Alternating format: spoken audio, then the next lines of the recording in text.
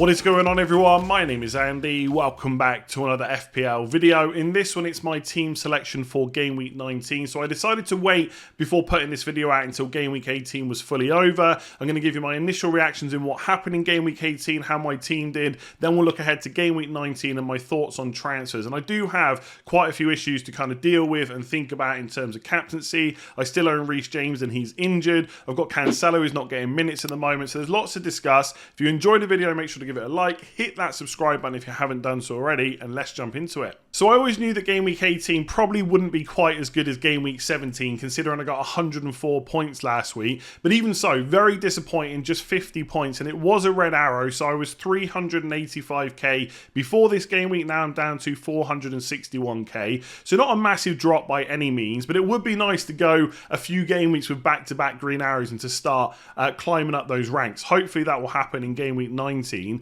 The issue this week was a lot of the players that did well for me are already fairly highly owned. So the likes of Trippier, for example, and Haaland, it doesn't really matter what they do because so many people own them. And in Haaland's case, so many people will captain him as well. I guess it's nice that he outscored the likes of Salah and Darwin Nunez. I saw a few people going for them as captaincy, but it's really just minimal in the grand scheme of things. And obviously Arsenal are very popular. I had Martinelli and Saka. Odegaard did really well as well. And then Rashford, who didn't start because he was late to a team meeting because of sleeping. I think that's probably put to bed now. I'm sure he'll be fine for next game week, but he still came on and got a goal, which was nice. Almost had a second. I know that is literally the handball rule where, you know, that should have been correctly ruled out like it was, but it still seems like a bit of a rubbish rule. He didn't really gain any advantage by it hitting his hand. If that hand was out of the way, it would have hit his body and gone in, but it is what it is. It is the rule. He still comes away with 5 points. So for 45 minutes work, that's not too bad. Everywhere else,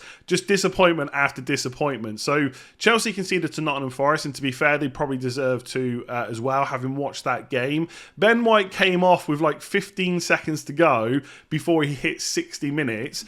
He did, I think, outscore all the other defenders because they conceded 2 goals. I think Gabriel got a yellow card as well, but it's still frustrating not to pick up those 6 points. Cancelo didn't start again. He didn't come on either, so I got Patterson off the bench. Mitrovic gets a penalty in the 94th minute and misses it. And I don't think Mitrovic is the greatest penalty taker for what it's worth, but he's still going to score more than he misses. So that was annoying as well, especially the way it happened kind of last minute of the game. So it was just a frustrating week. But I guess when you come off that high of 104 points, the next week's never going to be as good. Maybe it'll be better in Game Week 19. Let's see. So because I did Wilson to Mitrovic last week, I've only got one free transfer for Game Week 19. I do have 1.2 million in the bank, which would usually come in handy, but I think any transfers that I make this week are likely to be downgrades in terms of player price. The easy players to get out of the way first, obviously Kepa's going to play, he's got a double game week, and because I own Reece James and Cancelo, who are potential issues for me in different ways,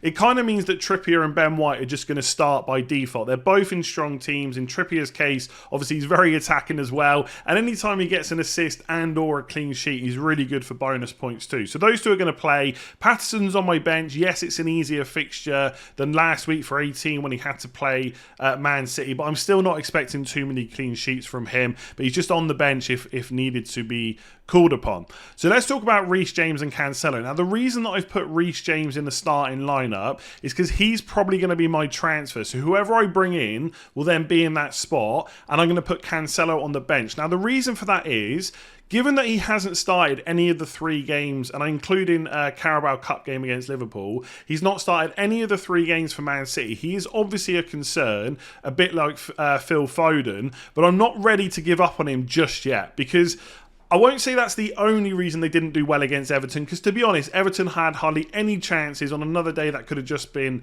1-0. It was just a brilliant goal from Demarai Gray. But I do wonder if they'd have a little bit more in attack if Cancelo was on the pitch. I think the issue is that Rico Lewis is getting a lot of praise from Pep and he's playing well. Let's remember that Pep doesn't just give, you know, the chances to players to just play, right? They've got to be good enough. So Rico Lewis has performed well in the last 3 games. So the right back spot is kind of not locked off completely. Cancelo could play there. But if Rico Lewis keeps this up, Pep might keep playing him. So then he's got to play on the left, but Ake is playing really well too. So I don't know for sure whether he's going to start against Chelsea, but I think because I've got Reece James and only one transfer, he is the bigger priority. And if Cancelo does start, given his attacking numbers are down this season on previous seasons, I'm not too concerned because I'm hoping that Chelsea will score anyway because I've got Chelsea players in my team.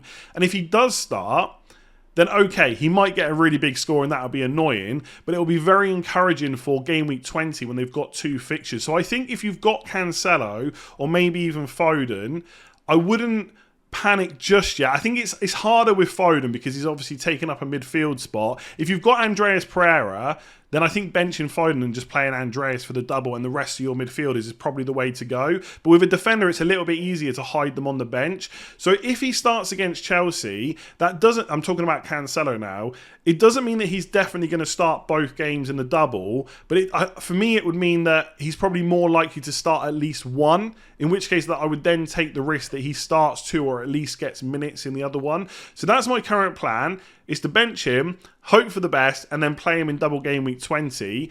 As for Reece James replacements, I'm a little bit stuck on exactly what to do. It's probably going to be Luke Shaw or a Chelsea defender. And I know I've talked about this already kind of this week and last week, but let's just go through it one more time. So I like Luke Shaw because he's got Bournemouth at home this week. He's pretty much nailed on. I know some people are worried when he moves back to left back, which will probably happen this week. I hope it does anyway, if I'm going to look to bring him in, because Martinez will be back, that Malacia might take some minutes off him from left back. That possibly will happen at some point, but I don't think it's a case of missing like 1 game in every 3 or 4. I think it might be like missing 1 game in every kind of 6 or 7, something like that. I could be wrong, but that's how my kind of feeling is with Shaw at the moment. And I said yesterday he would be like a long-term pick because I wouldn't really want to play him in game weeks 20 or 21, so I'd have to bench him. Obviously, next week I can just play Trippier, Ben White and Cancelo. Even if Ben White hasn't got the easiest fixture, he's always he's playing in a really good team, right? They've got a clean sheet capability against anyone. So they could get a clean sheet against Spurs. You never know, right? So Luke Shaw is a potential option. Just bench him for these 2. Obviously, there is an outside chance that Man United will get a double in game week 20, but I don't want to put too much emphasis on that because I just feel like it's not that likely to happen because of how, close that game week is now. So I'm not too sure about that.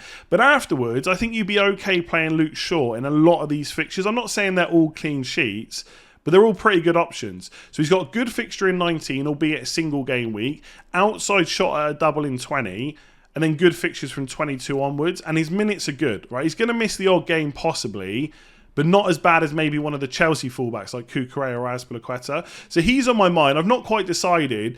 I suspect, because I'm a sucker for double game weeks, I will probably just pick a Chelsea defender because they've got a guaranteed double in game week 19. And also, I'll just pick one at random here. They've got Crystal Palace at home in game week 20. So apart from Liverpool away, there's not too many fixtures from kind of now until game week 28, 29, 30, where I wouldn't mind having to play the Chelsea defender. As we saw against Forest, their defence is not necessarily watertight, right? So it's not ideal when you've already got Kepa in goal. But given the double game week and then the potential to bench them later on, that is kind of where my, I wouldn't even say gut instinct is. I would say that's what I'm feeling right now, is to bring in a Chelsea defender instead of Luke Shaw, just for that guaranteed extra fixture. Who to go for, though, I'm still a little bit stuck on. I think while Reece James is out, Azpilicueta's minutes are just as good as Cucurella's. I also think in some ways he'll probably be a little bit more attacking, but I'm not necessarily expecting goals or assists from either of them. But he is also a bit cheaper. The only issue is once Reece James is back and once Chilwell is back, Cucurella still has a chance to play because he could play left centre-back, whereas Azpilicueta is probably not going to play that much. The other option, just to keep going on about defenders for a second, is to not to go for either of them and just go for Thiago Silva. Now, my initial reaction for that is I will regret it down the line because he's 5.4 million and I don't think he offers a huge amount of attacking threat, but what he does offer is minutes. Now, I had a quick look earlier. He's only missed 2 games all season. Now, I think because of his age, we think that he misses like 1 in every 2 or 3 games. That's just not the case. He obviously keeps himself incredibly fit. I think for the Brentford game, he was on the bench. And for the Wolves game, he wasn't in the squad. Now, I couldn't see why he wasn't in the squad. I don't know if it was an injury or something like that. But he does play more often than not. And if you look at the fixtures, he's probably going to play against Man City. I'd be surprised if he doesn't play against Fulham as well. We'll have to wait and see what happens in the FA Cup between those games. And the main reason why I'm even considering this, because usually I just wouldn't go for Thiago Silva, I don't think he's that exciting, especially for the money, is that I've already had issues with Callum Wilson. I've already got Reece James injured. I've already got Cancelo now, who may not play going forwards. We'll have to see, or may not be as kind of useful to us as he was in the past. There could be other double game weeks that get announced. I don't necessarily want an Azpilicueta or a Cucurella that later on might lose minutes that I then have to deal with as well. And they've got plenty of fixtures where I could just play Thiago Silva. Like in Game Week 20, if I needed him, like I could have Trippier. I don't even know who Newcastle have got in Game Week 20, but I'm always going to play him. Cancelo with a double potentially. And then I could play Thiago Silva against Palace instead of Ben White against Spurs. But then I've also got Ben White on the bench, and my bench is a little bit better as well. So I guess what I'm trying to say is, I don't know right now who I'm going to bring in for Reece James, but I think it'll be a Chelsea defender. And while I think Azpilicueta or Cucurella are better for Game Week 19, I think Thiago Silva could be better going forward if I need him off the bench. And if Cancelo does end up being an issue, I'm probably not going to go for Trent or Robertson unless they've got a double, in which case I will downgrade Cancelo, in which case I'll have even more money in the bank. So having Thiago Silva on the bench might not be that big of an issue. So let me know if you think I'm going crazy. I would never usually go for someone like Thiago Silva, but I think just that kind of, just the minutes that he has is good going forward. So that's kind of what I'm thinking. So this will probably be the team. Reece James to a Chelsea defender, possibly Thiago Silva. Am I losing the plot? Maybe. Let me know below.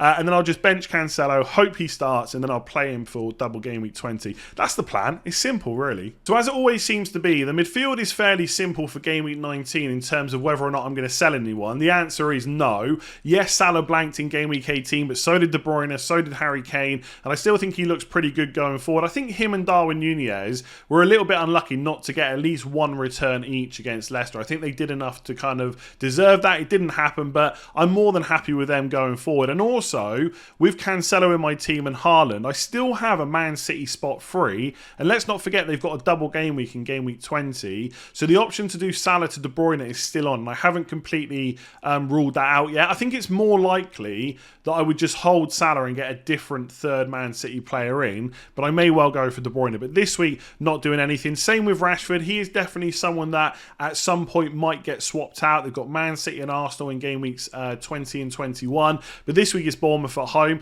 If anything, yes, okay, he kind of overslept, missed the meeting and didn't start, but he's had a bit of a rest now. He only played 45 minutes, so that is a good fixture at Old Trafford, so happy with him. And obviously I can't do anything with the Arsenal boys. I know that some people are starting to consider getting rid of Saka, and he is on 4 yellows, so one more and he could get suspended, so I kind of half get it, but he's also brilliant and on penalties absolutely nailed with great minutes. So I just can't, like, if you're thinking about taking out Saka right now, your team must be in such good shape. I've got so many issues to think about without even considering getting rid of Saka at all. And if you're sitting there with Martinelli and Odegaard and you can't get to Saka, that's fine. I'm not saying you have to rush out to get him, but for me there's just no way I want to sell him. If anything, I think I'd be more likely to get rid of Ben White and go for triple Arsenal attack than I would be to drop either of those two players. Let's see what happens when Smith Rowe is finally fit enough to start, how many minutes he takes off Martinelli, but right now not concerned about them whatsoever. Now Mason Mount's got a double. I'm obviously going to keep him. The only question is whether I captain him. Now I don't want to panic too much like a lot of people are. I think after Chelsea played Bournemouth, everyone was very confident on them. I even saw people talking about getting Mason Mount and Havertz in before the Nottingham Forest game in game week 18. Then they watched that game, they drew 1-1, and now people are saying they're not going to get Mount, they're not going to get Havertz, they're just going to captain Haaland, right? So there's a bit of knee-jerking going on. I've had Mount since the game week 17 wildcard.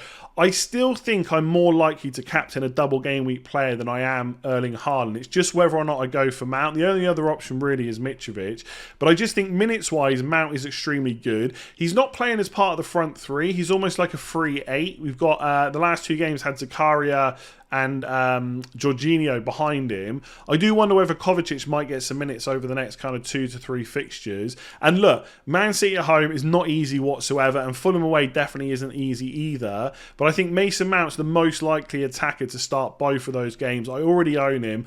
I probably will captain him.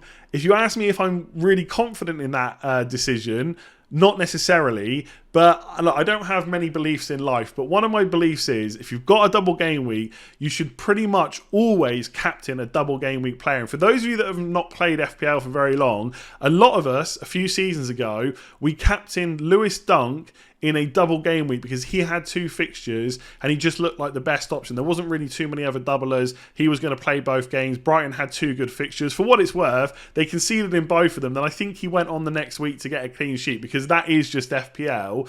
But I've got to captain a doubler. I just don't want to go for Haaland. I don't necessarily think that Chelsea away is that difficult of a fixture for him, given how well he and City always play. But I think if I'm going to go against him, that is the kind of fixture where I would do it, especially when everyone else has got a double. Obviously, if it was a single game week, I would just captain him again. I probably wouldn't even look at Salah, who's got the easier fixture.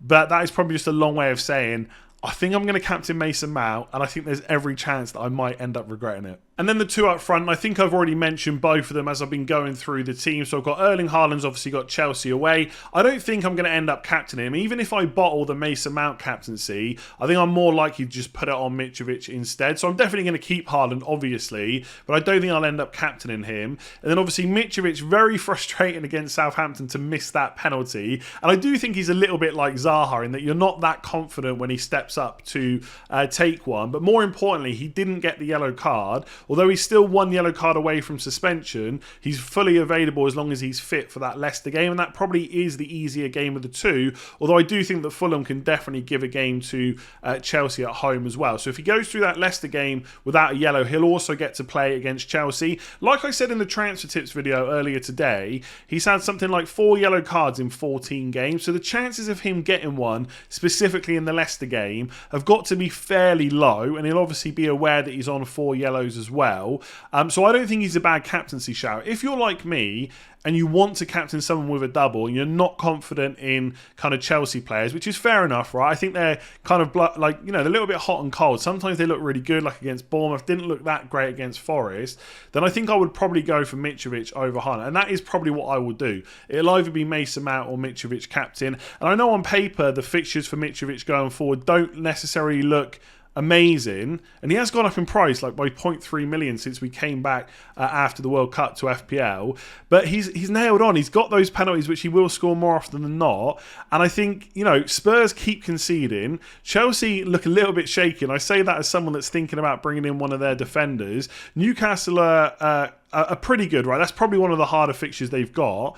But ultimately, when you've got someone you just don't have to worry about unless they get injured, that's pretty handy. So I'm kind of going off topic from my own team here. I'm just saying, if you're someone that's thinking about bringing Mitrovic in, I think he's a really good option to bring in this week. You're not going to have to worry about him in any fixture over the next 5 to 10 game weeks unless he gets injured. There's not a huge amount of better players up front for that price. So you could look at Nketiah, for example, of course, but there's loads of other good Arsenal players as well. So I think the team's going to end up looking pretty good. My biggest concern this week is not Almiron, it is Andreas Pereira. I just do not have a good way to bring him in. I suspect he'll end up outscoring Mason Mount, which would be massively frustrating. And I do think going forward it would be very handy to have a bit of a deeper bench. So those of you on 3-4-3, you're probably in quite a good position. But once I do James to someone else, and if Cancelo keeps his spot, it's not necessarily as bad of a situation for my team. I just need to stop getting injuries and stuff like that and players losing their place, and maybe start making a bit more